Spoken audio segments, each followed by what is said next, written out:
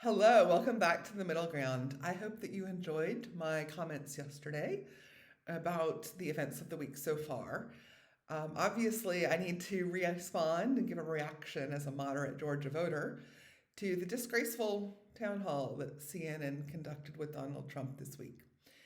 So I did want to do that quick follow up video and reaction to this event, which I want to state that I observe the problem with the free coverage, the free exposure, the free market reach that Trump is given every time his videos are sent out again. So I have already just myself committed never to expose or expand the market reach of any video of Trump's words. So on Twitter, people have made comments today about the CNN town hall yesterday, which I agreed with, but they included a video of Donald Trump speaking. Every time you send out a video of Donald Trump speaking, you increase the market reach. I am not going to participate in free marketing for Donald Trump.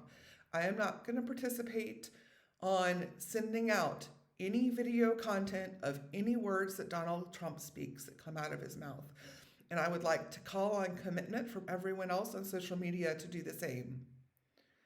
Please respond to Donald Trump with your words so I can retweet them. Please do not include any video of Donald Trump speaking because I cannot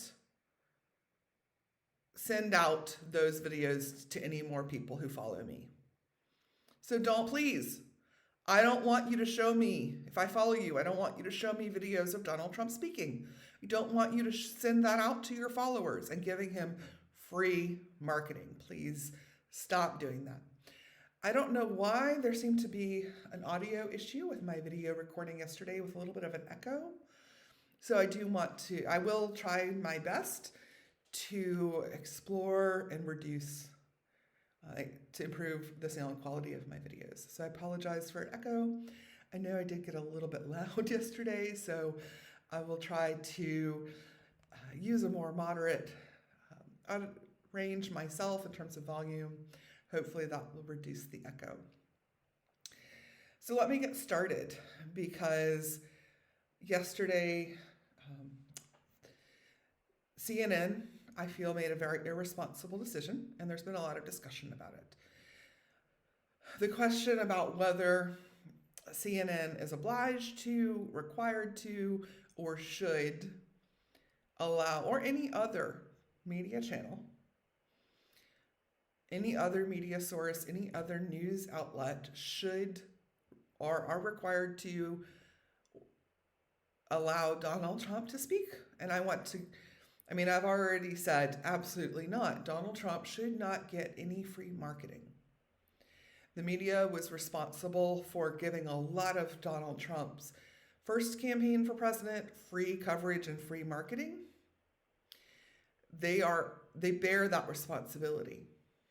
And they need to take responsibility now and not repeat those mistakes of giving Donald Trump so much free marketing. But I did also want to talk about the responsibility to the mental health of the American people. Donald Trump's first presidency was traumatic. The way it ended was traumatic. We are trying to recover from the mental health toll the pandemic took on us, the mental health toll that the first Donald Trump presidential administration took on us, how it ended. So consider our mental health. The collective mental health of our society is trying to heal. For the first time, after years of this Chinese water torture from Donald Trump's constant attack on our mental facilities, our brains just under constant attack from the kinds of lies that he spins and puts out constantly. In addition to the pandemic, in addition to the fact that my government, he led an armed attack against it, just in terms of my mental health toll, is very high that I'm trying to heal from. Collectively as a society, we don't need to have our collective PTSD triggered by the media.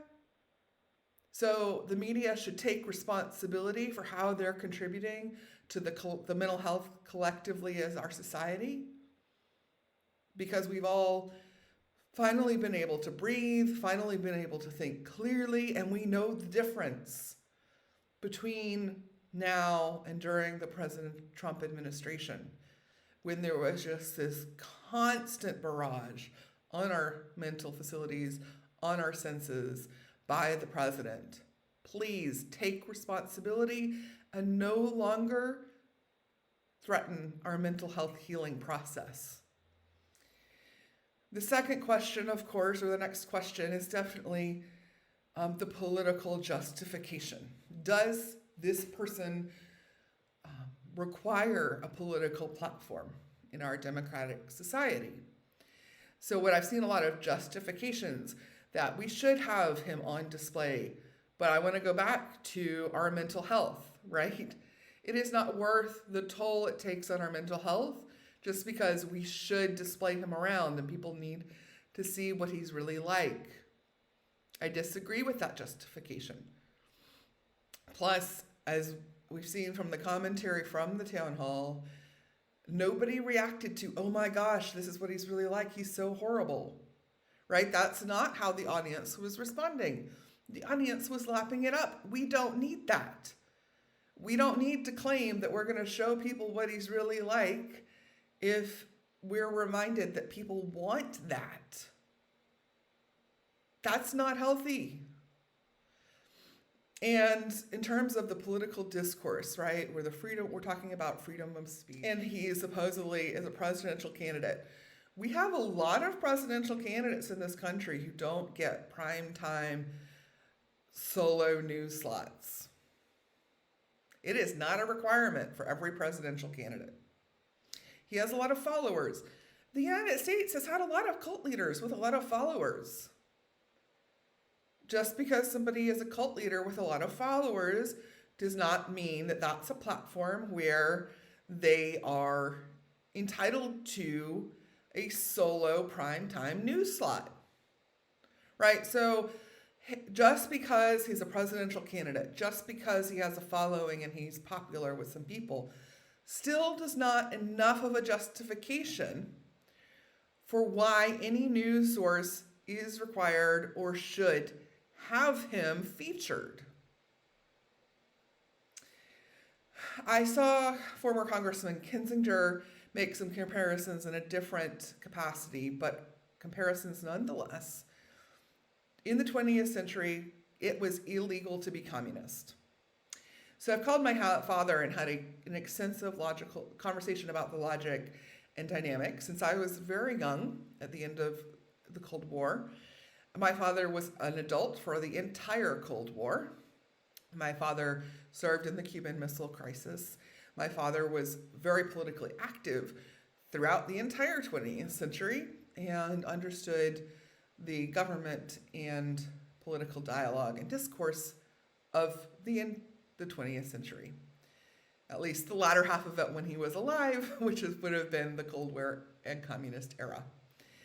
I can recommend the lecture by Dr. Timothy Snyder about the history of Ukraine from last fall, where I'll link this below, where he talked about how Marxism and the Bolsheviks, which were not originally Russian, originally started in continental Europe, but the ideology behind it, how it fit into European history at the time, it was an aggressive, disruptive, revolutionary ideology.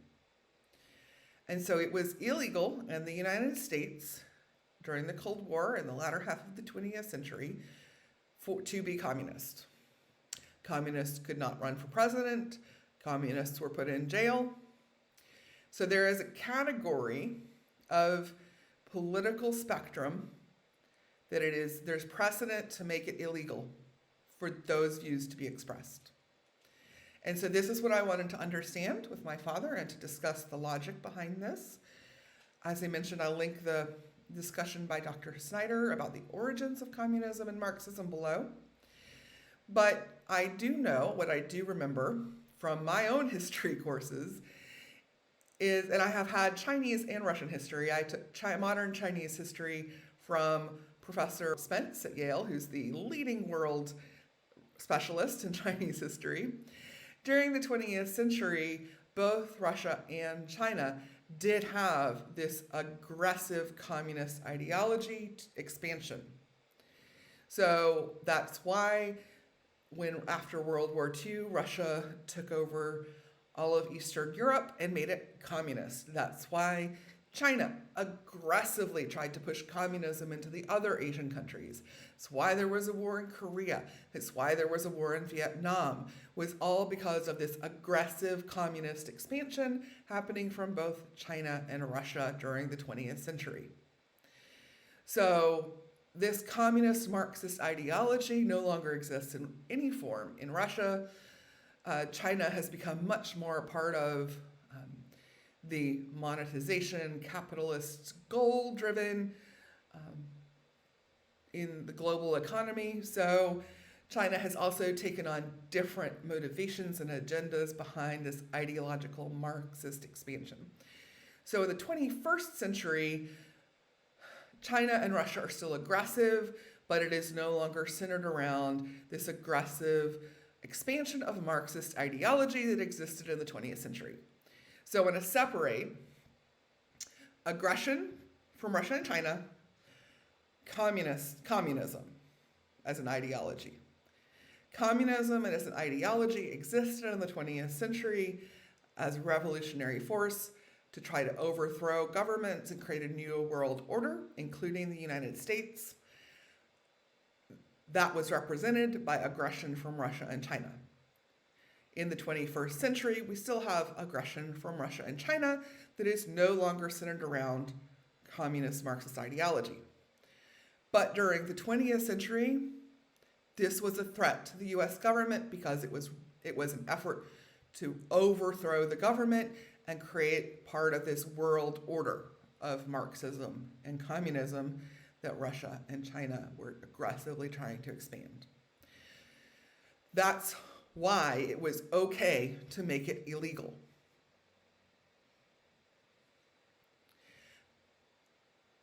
Now we're in the 21st century. We still have aggression from Russia. I would qualify the aggression from Russia not as centering around Marxism or communism, but populism, dictatorship, and oligarchy. I had an asset from Russia who tried to sublet a room in my apartment, who tried to convince me of the benefits of the oligarchy model. So I would say the 21st century aggression from Russia, particularly that predates this war, is not about Marxism in the 21st century, but it is about this new kind of populism, overthrowing liberal democracies. Those words have come out of Putin's mouth in terms of the motivation, the driving force behind Russian aggression in the 21st century. So, what does the United States do about political ideology in the 21st century that is geared toward revolution and overthrowing the government? That's the comparison or the question I'm asking. I'm trying to get behind. Because it was a threat to the Republic in the 20th century because of this aggressive expansionism in the form of communism. In the 21st century, we have a new form of aggression trying to overthrow the United States government. And it is no longer a question of whether this is an attempt for revolution or overthrowing the government. Because the person who is this presidential candidate with a following, this question is surrounding, should he be allowed, is he required by news media to let him speak to us anymore, organized an armed attack on the United States government as an attempt to overthrow it. So I want to talk about the precedent from the 20th century where aggressive communist Marxist expansion to overthrow the United States government was illegal, and ask, how are we addressing an aggressive revolutionary movement to overthrow the United States government in the 21st century? I want to link to some things below because when I had this conversation with my father, he asked, how would I define this as an armed attack on the United States government? So I have a link below to NPR, which describes the weapons used by the group.